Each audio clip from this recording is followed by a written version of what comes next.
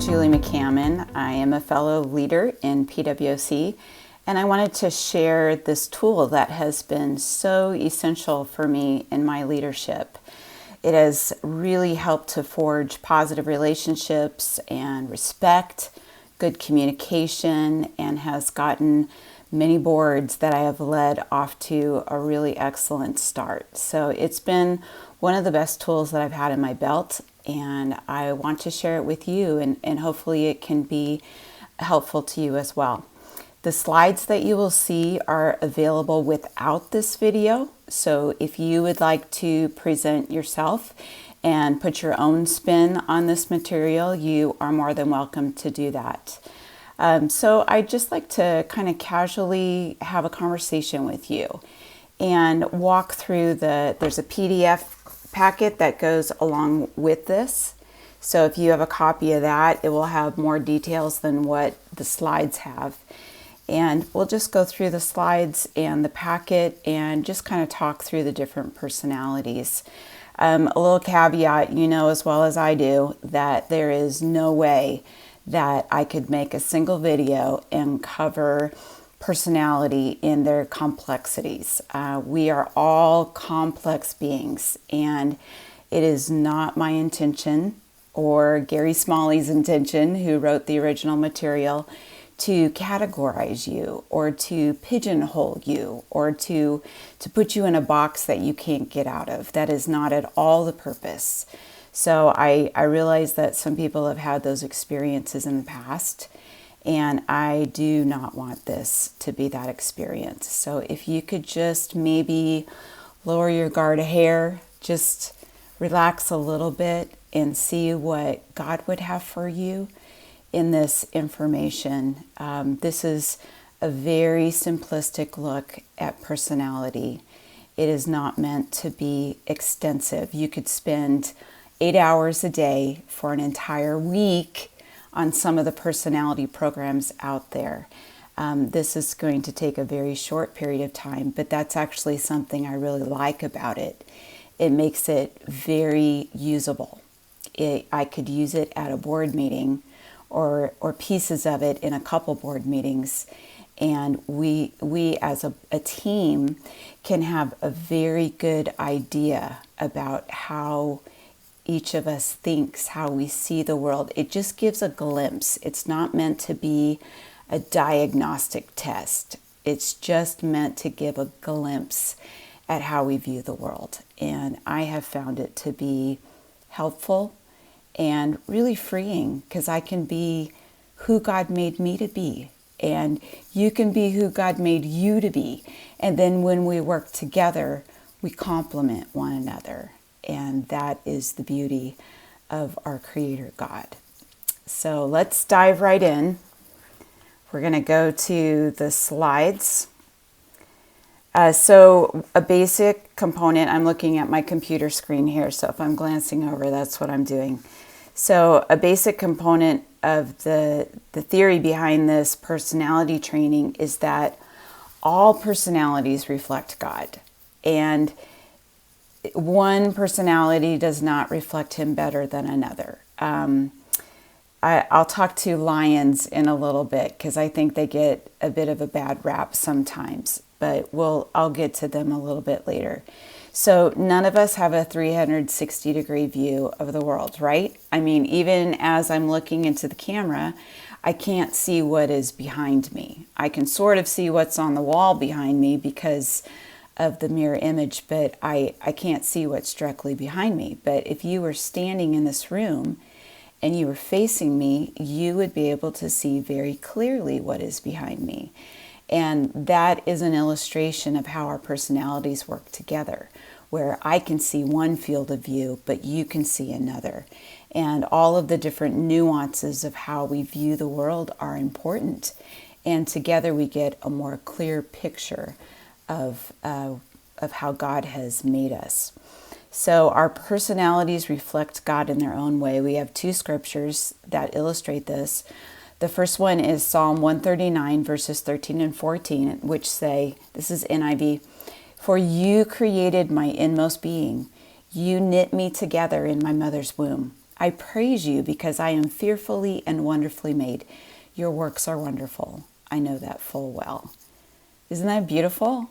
Just, it's so intentional that we were knit together, that God made us the way that we are on purpose. And then let's look at Genesis 1:27. So God created mankind or humankind in his own image. In the image of God, he created them. Male and female, he created them. So even in our very beginnings, Adam and Eve, as they were created, they both reflected God equally. That's encouraging to me. I love that image. All right, let's go to the next slide. So we are the body of Christ. Romans 12 verses 4 and 5 say, "For just as each of us has one body with many members, and these members do not all have the same function, so in Christ we, though many, form one body, and each member belongs to all the others." So you see that cooperation there. We're meant to work together. We're meant to complement one another. 1 Corinthians 12:12 says, "Just as a body, though one, has many parts, but all its many parts form one body, so it is with Christ." So you see that the diversity is our strength. The more diverse that we are, the more diversely gifted we are or experienced we are, the more that we bring together, the more that we can work together as a team and have a more complete view and have a more complete purpose as we're all combining our abilities, our God-given abilities. Let's look at the next slide with these service members here. So we've got two service members back to back, and to me, they look like they're on guard duty. And so if you have two service members back to back, they're each responsible for about 180 degrees of the field, right? So between them, they would be able to have a pretty good idea of what is happening in their surroundings. But if you look at the human stereoscopic field of view, that little clip art piece below, the blue line shows what our natural field of vision is. So it's about 90 degrees. So when I look straight ahead, I see roughly 90 degrees pretty clearly. Now I can see a little bit more with my peripheral vision, so that's what the red line represents on that picture. So if we only have two service members standing back to back, they're not going to have an absolutely clear view. They would have to move their heads around, and I'm sure they would take in the information that they need. But better would be to add two more service members so that you had four service members standing back to back. Then if they were each in charge of about a 90-degree field, they would have a very clear view of what is happening around them. But let's say, okay, so there's four colors there.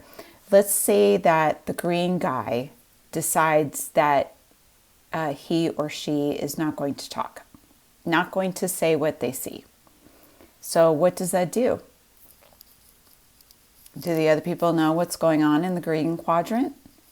I mean, maybe red can see a little bit, yellow can see a little bit, but it leaves a void where there's no communication about what is in that field of view.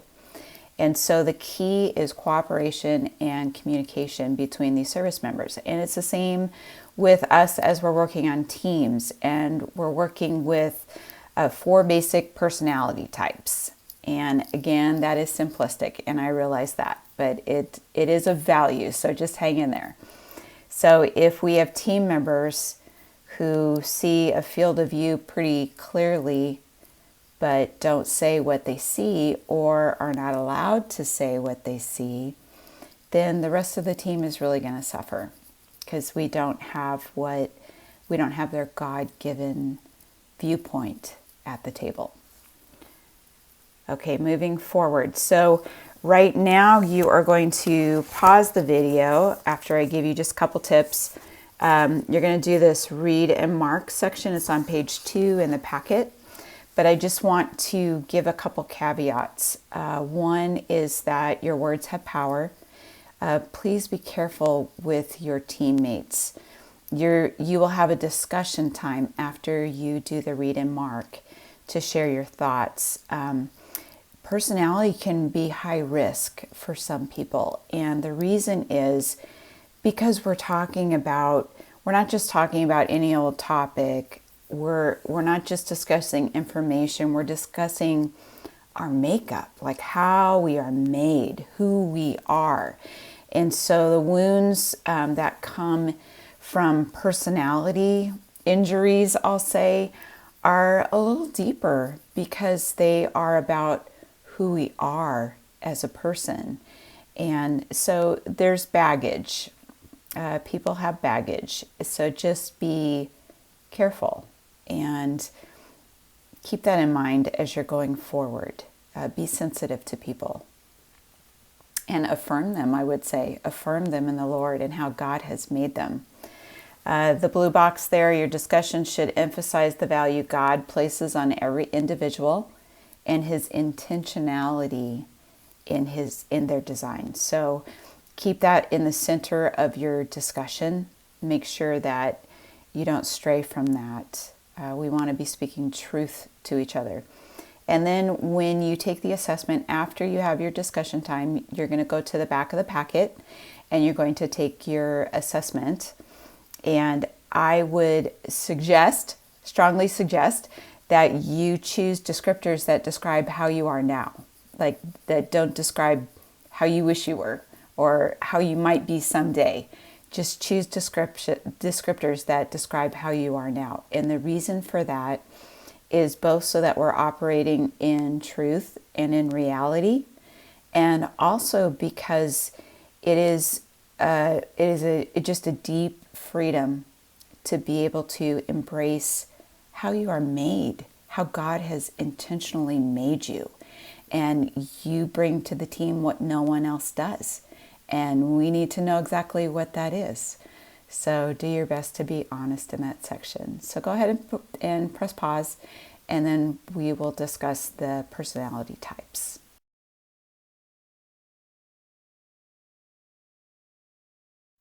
All right, welcome back. You doing okay? All right, let's dig in here.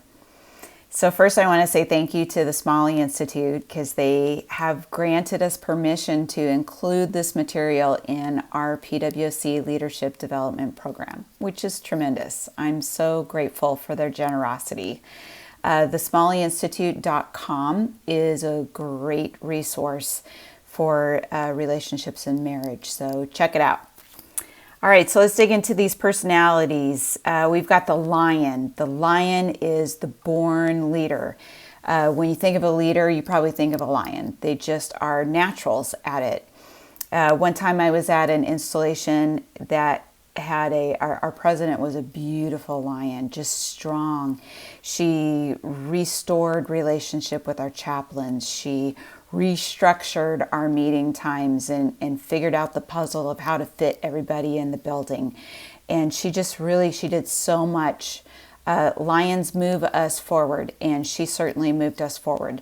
I was a little intimidated to follow her as the president because I am not a lion, and she was such a beautiful lion and did so much good for us. So I just want to speak affirmation to our lions. Don't be ashamed of who you are. We need you. If we didn't have lions, we would stagnate. We would not move forward. We would not have the strength that we need for our PWCs. So yes, you are strong, and yes, you can be aggressive. So just be careful. Just be careful with your strength, but don't be ashamed of it. We need you.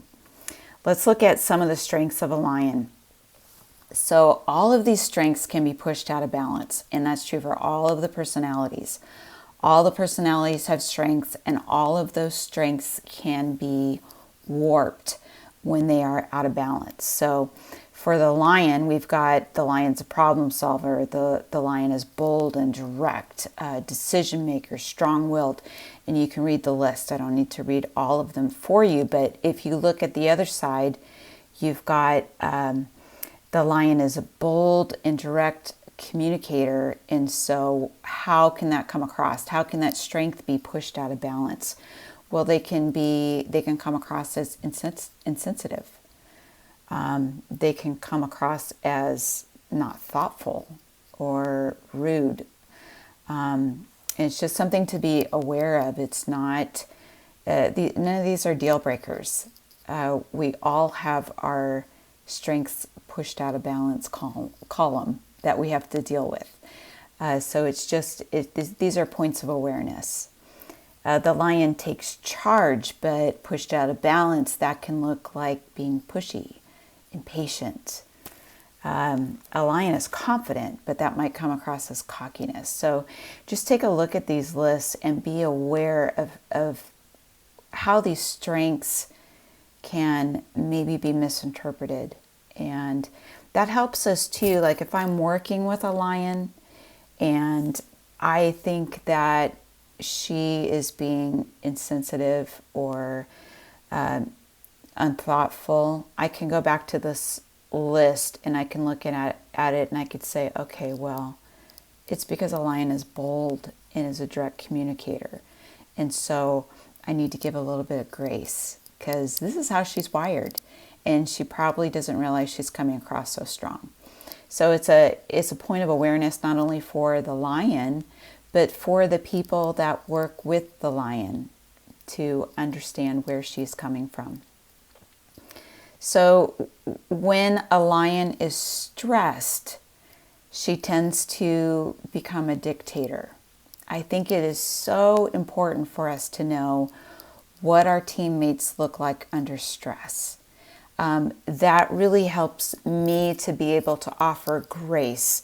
So if I'm working, let's say I'm working with that same beautiful lion that I talked about, and she was so balanced and so wonderful in her leadership. But if I was working with her and all of a sudden she started becoming a dictator and was stepping on my toes and in my lane, it would be like a mental note to me. It's like, all right, she must be stressed because she doesn't usually act like this and she has become a dictator. So chances are this lion is under stress, and then it helps me to be able to maybe relieve that stress in some way. So a lion under pressure will tend to lash out. And this is important to note because if a lion swipes at you, then it's a lot better to be able to take a step back and be able to say, my lion teammate is under pressure right now, and I need to give her grace. So that helps, instead of me becoming wounded and judging her or any of the other paths that I could take with her that would be damaging to our relationship. If I just know what she looks like under stress and under pressure, it helps me to be more gracious and forgiving towards her. All right, let's take a look at the otter. The otter is fun, fun, fun. Otters make our lives fun. Otters are people persons. They are social, they're friendly, they are the life of the party. It's difficult to be in the same room as an otter and not realize it. They're just those kind of vivacious people that bring so much joy everywhere they go. Otters are motivational, they're very verbal. They are creative, they're optimistic, they're also visionary. So along with the lion, they are a very visionary personality type. Not so great on follow through, but when we talk about the beaver, boy, if you pair an otter with a beaver, you have a power team going there because you've got all the visionary strength of an otter with the detail and know-how of the beaver, and they can do anything together, an otter and a beaver.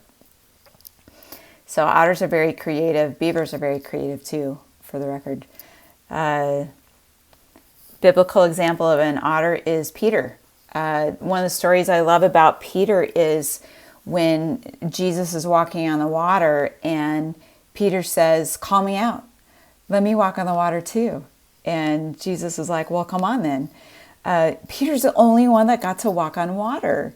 All the other disciples, maybe he was the only otter, I don't know. Nobody else got to walk on water, only Peter. And it was because of that spontaneous, gregarious personality that God gave him. And he got to experience some amazing things because of the way that he was made. So otters are wonderful. If things are getting too serious, you need an otter to get in there. Laughter is good medicine. That's what a verse in Proverbs says, and it's so true. We need our otters. Okay, so you'll see the strengths of the otters, and then those strengths pushed out of balance again. So otters are enthusiastic, but that can come across as overbearing. Otters take risks, but that can make them dangerous and foolish. Otters are visionary, inspirational, but maybe that would come across as being a daydreamer or being phony. And then you see as the list goes on, they're spontaneous, but maybe that comes across as not being very focused. An otter that is stressed, they need to be allowed to be vocal and verbal without judgment. So you got to let them talk. Otters process out loud, usually. And you need to let an otter speak to be able to work through whatever it is they are stressed about. And don't judge them. Otters may say things that they don't really mean, and it's just part of their process of working it out. And we need to be gracious to otters.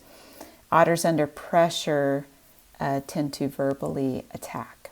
So if you're around an otter that is fun and people-loving, fun-loving, and then all of a sudden this verbal attacking is coming out of their mouth, that's just another opportunity, invitation for you as a teammate to take a step back and to use that filter of this information that you know about otters, that my otter friend must be stressed or she must be under pressure because she is not usually verbally abusive like this. So give grace and give her the space that she needs to talk. All right, so our next one is the golden retriever. Golden retrievers are also people persons. They are our relational experts. If you want to know what the morale of your group is, ask a golden. They will know exactly how people are doing. Golden retrievers are the ones that watch for people in the room who feel alone, who are not connecting. They just naturally are able to help people relate to one another and connect. Vital that we have our golden retrievers in the mix. They are loyal, they're caring, they're warm, they're kind, they're just beautiful people. We need our goldens. The thing about goldens is if they are wounded, they won't tell you. Goldens have to really mature as leaders to learn to speak up for themselves. So you can see the danger, like if you've got a lion that is acting in an aggressive manner and unintentionally hurts a golden, the golden will not tell the lion that they're hurt.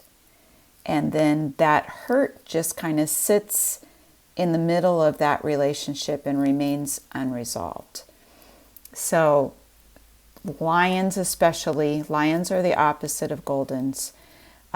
Lions need to be very careful how they treat goldens. But goldens, let me tell you this, lions get nervous around you because you're not altogether honest with them.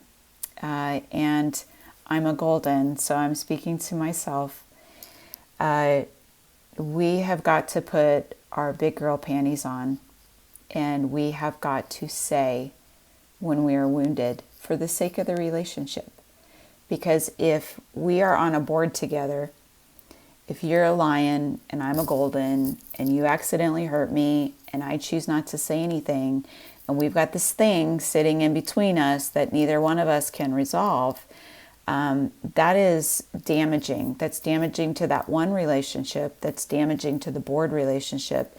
And if there is disunity on the board, there will be disunity in the body. There is no way. You cannot have a disunified board and a unified body. It just never works that way. So it's really vital for Goldens to speak up and say when they're injured. And then on the other side, it's really important for the other personality types to be careful of Goldens. They are sensitive souls, and that's the way God made them. That's not weakness. That's their strength, actually. They just have to be careful to speak up when it's necessary. So let's look at the strengths of the Goldens. Their strength is that they have sensitive feelings, but pushed out of balance, that means they're also easily hurt, and that can make people nervous around them because they don't want to hurt them. They don't want to accidentally hurt them. And then if they don't even know when they've hurt them, that's even more scary. So I have gotten in the habit of being honest with people when something has happened that I can't internally resolve. I'll just speak up about it. Okay, so they are also calm, they're even keel, but that can come across as lacking enthusiasm. Here's another big one for Goldens. They're non-demanding, but they can come across as a pushover. They have a hard time saying no. That fits in there too. So they can really be doormats. And the other personality types need to know that that's a tendency, and they need to protect their Goldens. A stressed Golden digs their heels in, which looks very different than what I was just reading about being, I lost my place there. I can't find it. But by being non-demanding. So if all of a sudden they're digging their heels in and standing their ground, that's really an indicator that this Golden is stressed. And we need to give her a little bit of room.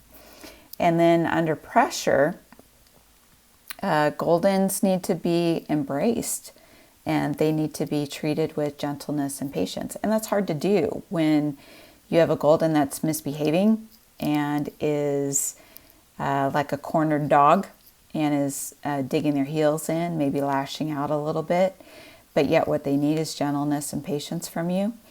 That's not the normal reaction, is it?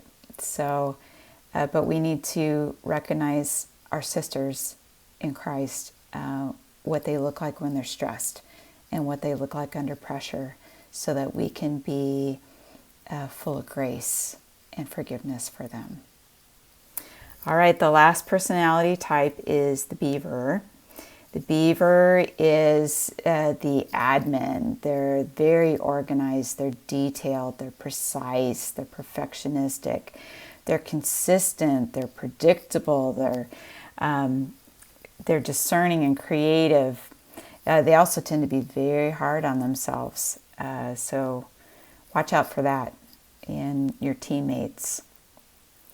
They tend to see one correct way of doing things. So this is an area of growth for a Beaver, that Beavers need to see that there are multiple ways of doing things. And an Otter is going to tackle a task very differently than a Beaver is, and that's okay.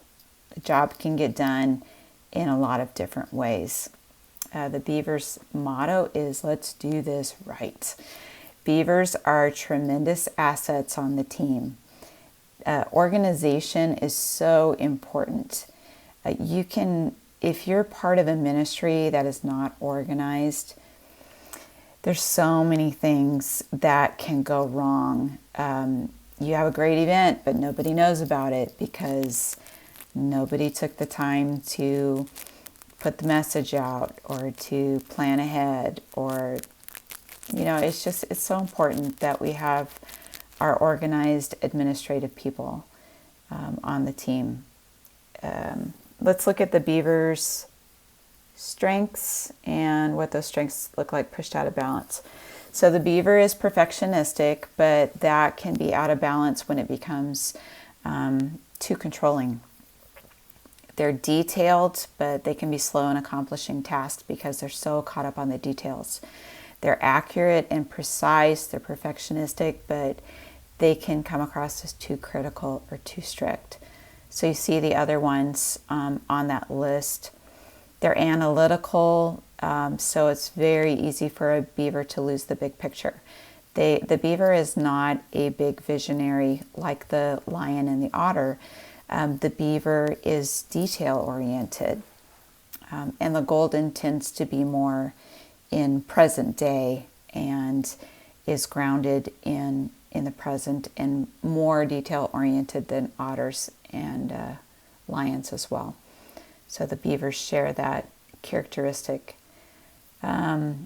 Beavers are controlled, they're reserved, they're orderly, but that can come across as too serious and stuffy or rigid. So a beaver, when they're stressed, may become overwhelmed and freeze, or they may stay up all night to finish a project. I have done both of these. I have a lot of beaver in me as well. Beaver under pressure will rely only on self. They will not ask for help. So you need to know that about your teammates. And encourage your teammates to use their ministry team to divide and conquer so that they're not doing everything. The beavers need to learn that it's better to bring people along and allow them to do tasks and be part of the ministry rather than doing it correctly. If you insist on doing everything correctly, you will be a very lonely leader who doesn't have a whole lot of impact in other people's lives. So keep that in mind, beavers. All right, let's look at these 4 personalities all together. So you've got the beaver and the lion, and those are both task-oriented. So they have those things in common. You've got the lion and the otter that tend to be very verbal. They tend to be extroverts. That's a generalization. That's not always true. You've got the beaver and the golden retriever that tend to be introverted. Also not always true. Just those are tendencies. The beaver and the golden are both quiet and cautious people. The golden and the otter are people persons. And then that's opposed to the beaver and lion, which are tasks. So people versus task, verbal versus quiet, quick versus cautious. So you can see, so on this chart, the beaver has something in common with the lion. The beaver has something in common with the golden, but the beaver doesn't have really anything in common with the otter. So the otter is the beaver's opposite. That also means that the otter is the beaver's biggest complement. And then same thing on the other side, you've got the golden that has people in common with the otter, has the quiet nature in common with the beaver, but doesn't have any commonality with the lion. So the lion is the golden retriever's opposite. And also the golden retriever's complement. So keep that in mind. And lions, keep that in mind. Golden retrievers are your complement. They're not a threat. They're not a liability. They're a complement to you. All right, next slide. So beavers ask how. Lions ask what. Otters ask who. And goldens ask why. So if you could see as you're approaching a task or you're planning a program or something, if you've got all these different viewpoints that are coming together, you're going to put together a really quality program because you're all asking the right questions. And together you have a 360-degree view of what needs to be done. You can see the mottos there. The beaver says, get it done right. The lion says, get it done now. The golden says get along with others, and the otter says get approval from others. So these are all generalizations, but this is a helpful visual to see what everyone brings to the table. And if you have any one of those quadrants that is missing, where you're planning an event, but you have no golden, asking why, or how is this going to affect the people that come, then you have a real hole in your planning. So it's important to remember all of the strengths that we bring to the table. An important takeaway from this training is that we really need to be aware of our opposites and realize that they see what we can't see. And that's okay. Just in your physical body, there's no way for me to see 360 degrees. It's not expected. It's not something that I will ever grow into. I'm not going to someday be able to see 360 degrees. And it's the same with our personalities. We can't see fields of view because God has not made us to see those fields, and that's okay. And that goes back to the body of Christ working together. So don't make it your ambition to try to see 360 degrees on your own. Make it your ambition to see 360 degrees with your people around you, to have the more complete field of view. And be especially aware that you have a glaring blind spot, and that is usually the personality that is opposite of you on this chart here, on this pie graph. So if I'm a lion, chances are that a golden is going to be my dead opposite, and that's a blind spot. But the tricky thing is that when you see things the way you see things, it seems right and it seems accurate. And so to acknowledge that there's this 90-degree field of view that's a complete blind spot to you, it's almost unbelievable. Like, no, I have eyes, I can see. But I would say that a mature leader will realize that she has blind spots, period. I mean, just because you don't know that you have a blind spot doesn't mean you don't have a blind spot. You can't see what you can't see. So just take it for granted that you do have blind spots, and especially pay attention to your opposites. Identify your opposites and make sure that you are using them in your decisions, and that you are incorporating their viewpoints into everything that you do. So those three keys there: cooperate, communicate, appreciate. So important as you're working together with people. There's a little note here. It is possible, and I've seen it on boards that I've led, to have a person that is strong into quote-unquote opposite categories. So this is both a strength and a liability. The strength is that they can be a bridge between the personalities and really have understanding on both sides, and that's tremendous. It's almost like being an interpreter for a language. But the downside can be, doesn't have to be, it can be that their communication style seems a little bit confusing to their teammates. So, for example, if you have a lion and a golden split, like sometimes you're going to see the aggressiveness of a lion in their communication, and sometimes you're going to see the sensitivity of a golden in the communication, and it's like, well, which is it? You know, it makes your teammates a little unsure of how to interact with you. So just be aware of your style with people and how you're coming across, and just communicate clearly. And your teammates realizing that you're a lion golden split will help them to understand where you're coming from too. So that is, knowledge is power. All right, I want to give you an example. This is me. This is how I came out on this assessment.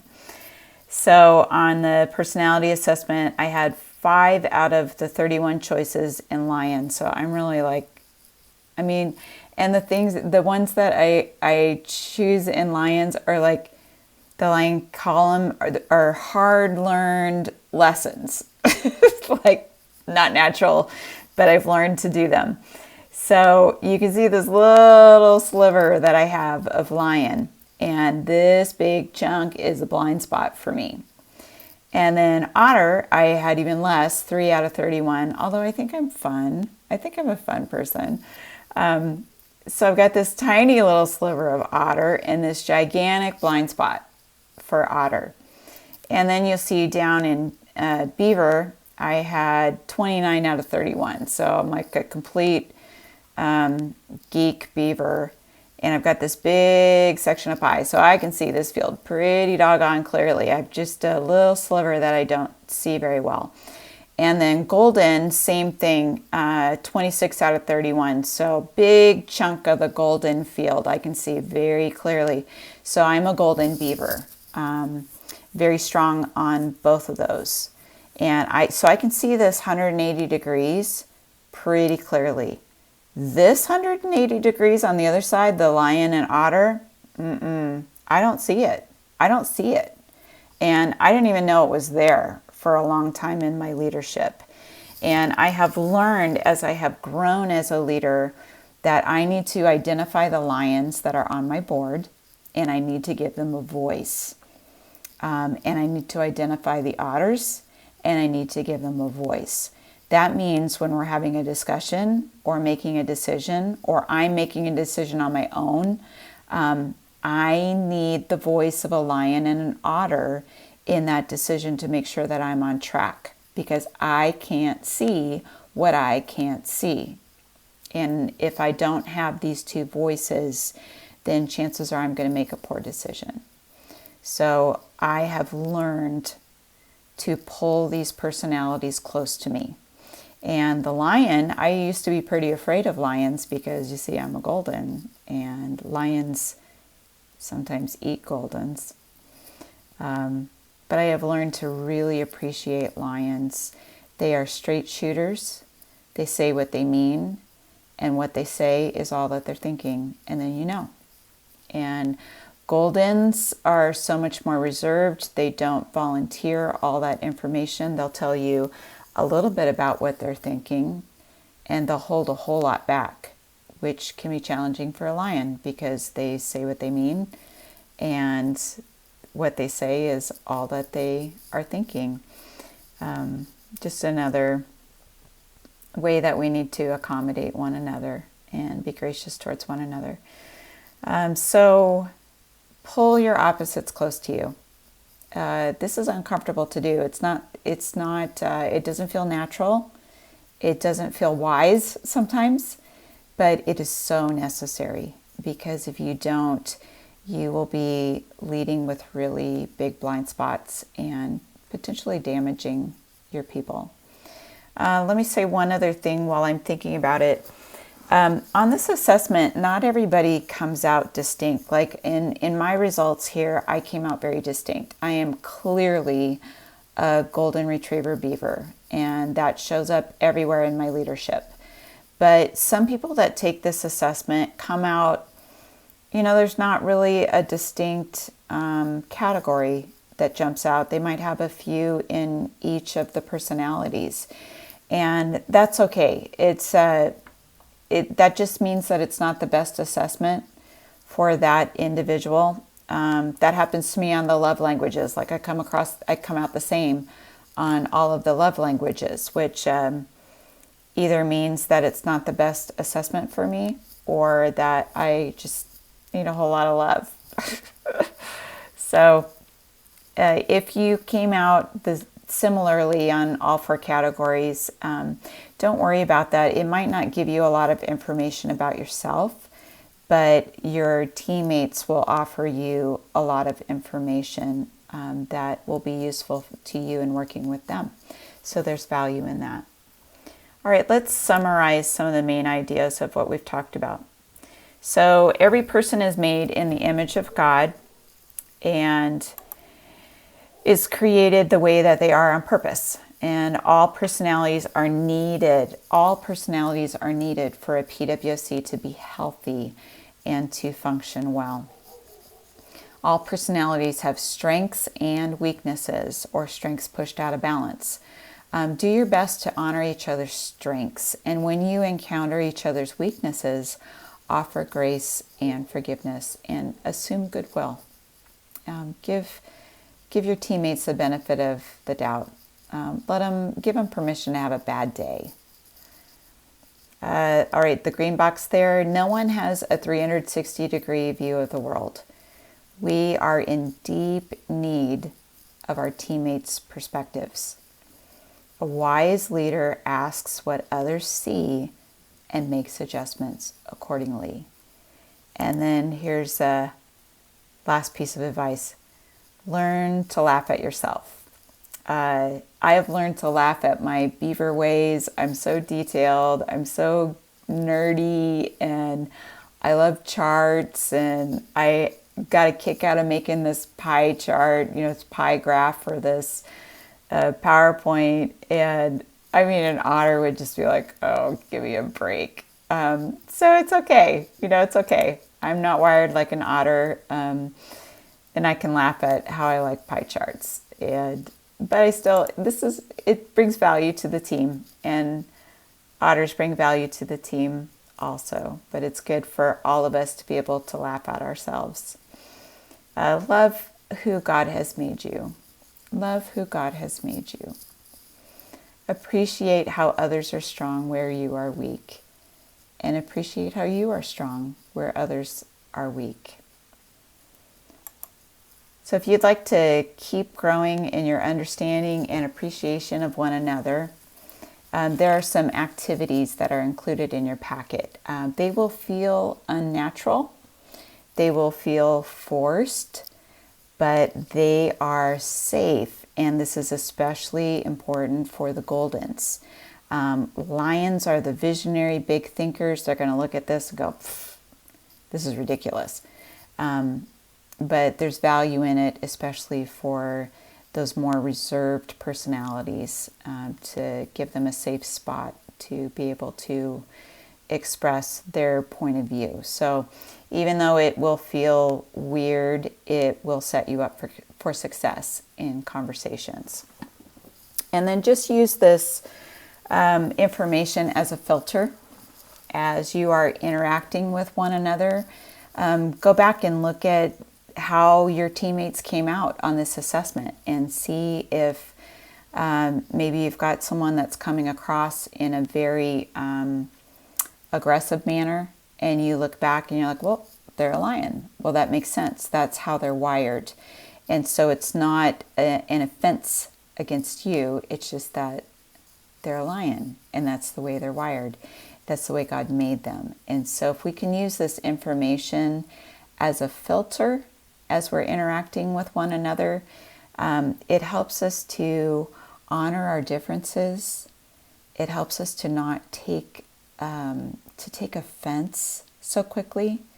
It kind of puts a pause in our reaction so that we can understand where other people are coming from. So I hope this has been helpful for you. This has been such a great tool for me, and I hope that I've been able to communicate, at least in part, how it can be used and the value that it can bring to your board. I am praying for you. I am trusting that God will show up big in your personalities, yes, and in your PWCs. And I just want to speak blessing over you as we end. May the Lord bless you and keep you. May He cause His face to shine upon you and be gracious to you. May He lift up His countenance upon you and grant you His peace. And may you delight in the wide variety of how He has made you. See you later.